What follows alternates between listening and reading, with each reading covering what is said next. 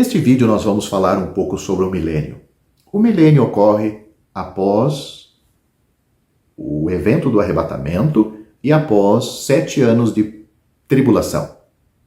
Após a batalha do Armagedon e de Jerusalém, que tratamos em outro vídeo, haverá então um período de transição de 75 dias, conforme Daniel capítulo 12, versículos 11 a 13, para que a palha da resistência do homem possa ser removida e as coisas possam ser limpas aqui na terra. Em Mateus capítulo 25, do versículo 31 a 46, ouvimos falar de um julgamento, muitas vezes chamado das ovelhas e dos cabritos ou dos bodes, algo que está registrado aí neste capítulo, versículos 32 e 33, que parece estar relacionada com a vinda do Senhor em glória e o assento em seu trono. Note o versículo 31 deste capítulo 25 de Mateus. Tem a ver com a forma como os indivíduos de pelo menos as nações da profecia trataram os israelitas, evidentemente, durante a tribulação. Pode ocorrer durante este período de 75 dias, esse julgamento, mas não nos é dito claramente assim. Alguns acreditam que seja um julgamento progressivo, à medida que Deus lida com as nações nas batalhas do Armagedon e de Jerusalém, mas não parece ser um julgamento de soldados, mas, como dissemos, de indivíduos dessas nações. Portanto, depois desse julgamento das nações aqui na Terra, começa o reinado de 1000 anos de Cristo, que muitas vezes é chamado de milênio. A palavra é latina para 1000 anos, ou seja, milênio é uma palavra latina.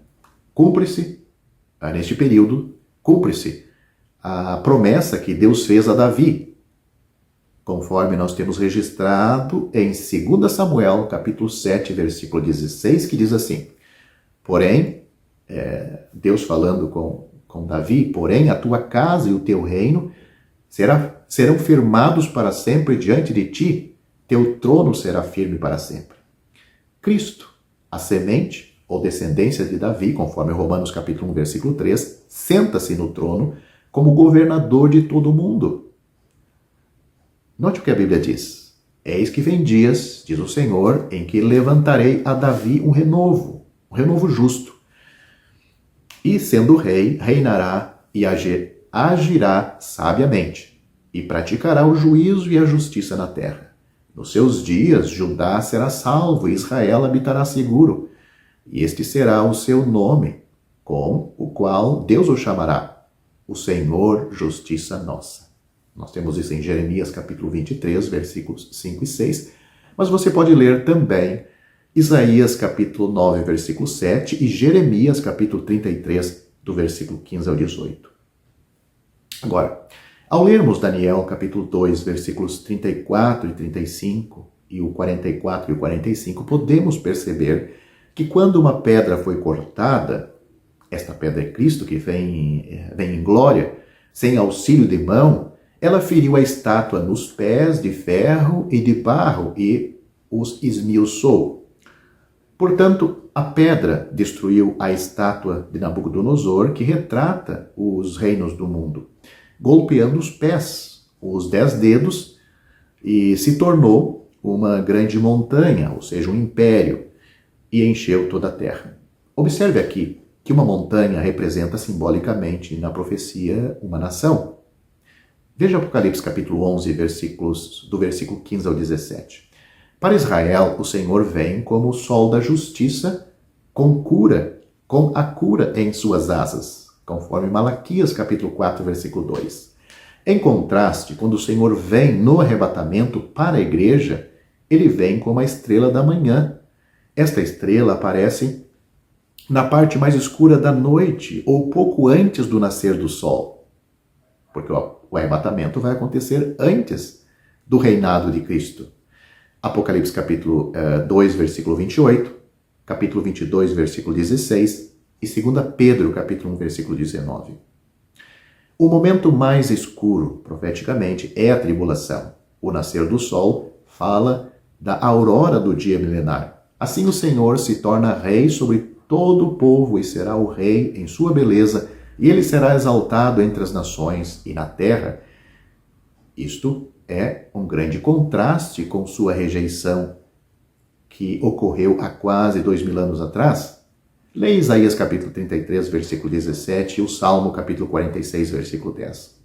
Depois que as coisas estiverem resolvidas, o Senhor designa um príncipe que evidentemente reina, pairando sobre a terra fisicamente, no novo templo milenar, enquanto Cristo se une a nós, sua igreja, sua noiva e esposa, na Jerusalém celestial. Leia com calma. Ezequiel, capítulo 44, versículo 3, capítulo 45, versículo 7, capítulo 46, versículo 16, capítulo 48, versículo 21 e também Apocalipse, capítulo 21, versículo 10. Ezequiel, do capítulo 40 ao 48, detalha o novo templo que vai ser construído e usado no milênio. Sua área de terra e as novas e maiores fronteiras das 12 tribos de Israel. Evidentemente, o templo milenar estará ao norte. Alguns dizem que é ao sul, mas isso não é importante. Ao norte de Jerusalém, em uma área de terra muito maior do que a usada para os templos anteriores.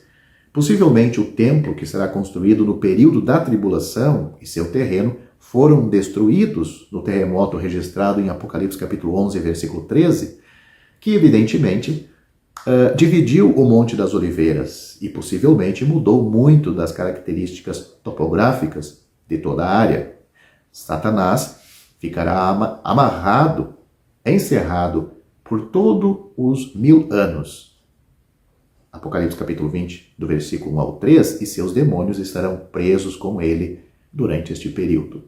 A justiça reinará e o Senhor julgará o mundo com justiça. Leia com atenção esses versículos, essas passagens em Apocalipse capítulo 20, versículos 1 a 3, Isaías capítulo 24, do versículo 21 ao 23, capítulo 32, versículo 1 e o Salmo capítulo 9, versículo 8. O apóstolo Pedro falou aos religiosos, mas não salvos da sua época e que vale para todas as épocas, que fora de Cristo não há salvação. Pedro disse, e em nenhum outro há salvação, porque também debaixo do céu nenhum outro nome há dado entre os homens, pelo qual devamos ser salvos. As palavras do apóstolo Pedro, essas palavras estão em Atos capítulo 4, versículo 12. É somente sobre esta base, a pessoa de Cristo, a sua obra e nenhuma outra, que você pode ser salvo. Se você deve ser salvo, então o pesado fardo de seus pecados precisa ser removido. Se o pesado fardo precisa ser removido, a pena pelo pecado precisa ser aplicada em alguém. Se a pena pelo pecado precisa ser aplicada em alguém, então Jesus precisava morrer, pois a pena para o pecado é a morte. Você não poderia suportá-lo sem perecer miseravelmente sobre este imenso peso. Assim disse o apóstolo João, pelo seu nome vos são perdoados os pecados. 1 João capítulo 2, versículo 12. Não pelas obras que você possa praticar, nem pela sua moralidade, mas pelo nome de Jesus. A resposta não poderia ser mais simples. A misericórdia de Deus flui hoje mesmo. Não por meio de alguma relíquia, em alguma cidade santa, nem por meio do toque de alguma mão santificada, mas de um vitorioso e ressuscitado Cristo no céu. Pode-se ter acesso a Ele estando em qualquer lugar. Toque nele, ou, em outras palavras, se preferir, creia nele e você será salvo. É somente pela fé. As Escrituras são conclusivas quanto a este ponto. A salvação não é por meio das obras, e nem por fé e obras combinadas, mas somente pela fé. A Bíblia diz, porque pela graça sois salvos por meio da fé. Isto não vem de vós, é dom de Deus. Não vem das obras, para que ninguém se glorie. É bom que você confira estes versículos na sua própria Bíblia e confirme isto. Efésios capítulo 2, versículos 8 e 9. Mas preciso alertar que há multidões que creram no que ouvem acerca de Cristo e do Evangelho, mas que nunca creram confiadamente no Senhor Jesus para a salvação. Talvez você diga, o que quer dizer isto? Não me parece haver muita diferença? Você pode pensar e estar dizendo assim, ou sempre pensou assim. Pelo contrário, existe uma diferença da máxima importância. Suponhamos que eu esteja a passear com um amigo numa das ruas principais de alguma grande cidade. O meu amigo me diz, você vê aquele grande edifício na esquina? Com uma tabuleta de metal? Respondo afirmativamente, eu vejo. Ele responde, ele fala novamente, bem, é ali que fica o maior especialista em doenças do coração.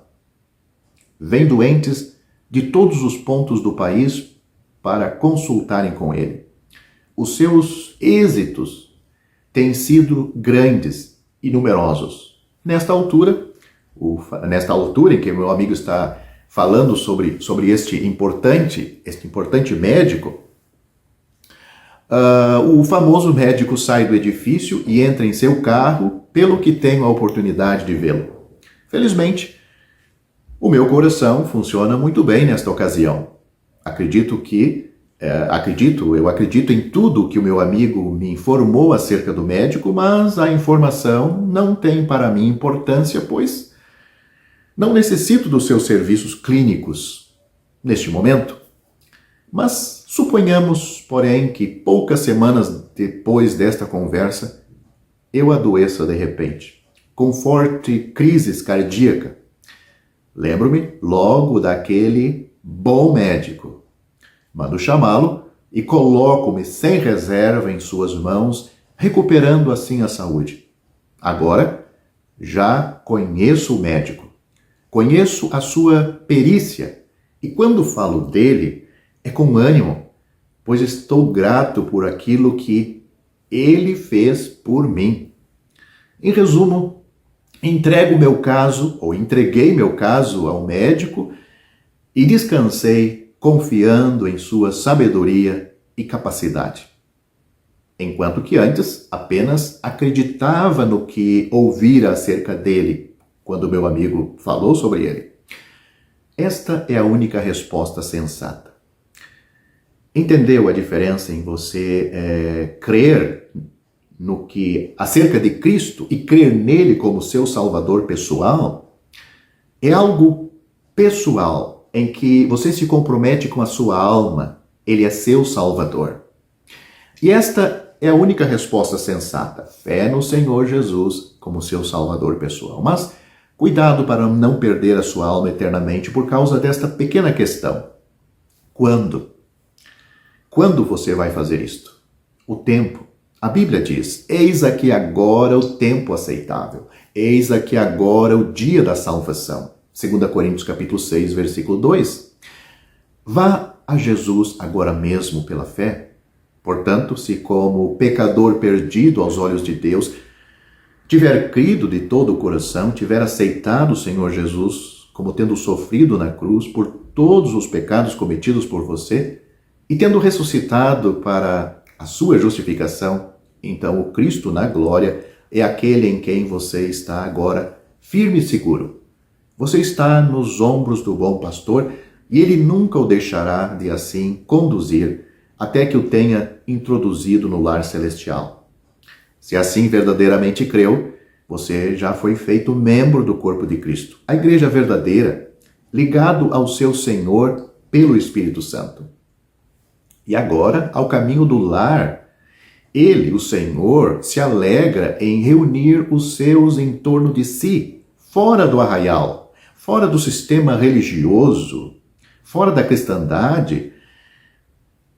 Ele reúne os seus em torno de si, ao seu nome exclusivamente, até que volte, para levar-nos todos a este lar, para estarmos com ele e sermos semelhantes a ele, por todo sempre, na glória, para o seu eterno louvor.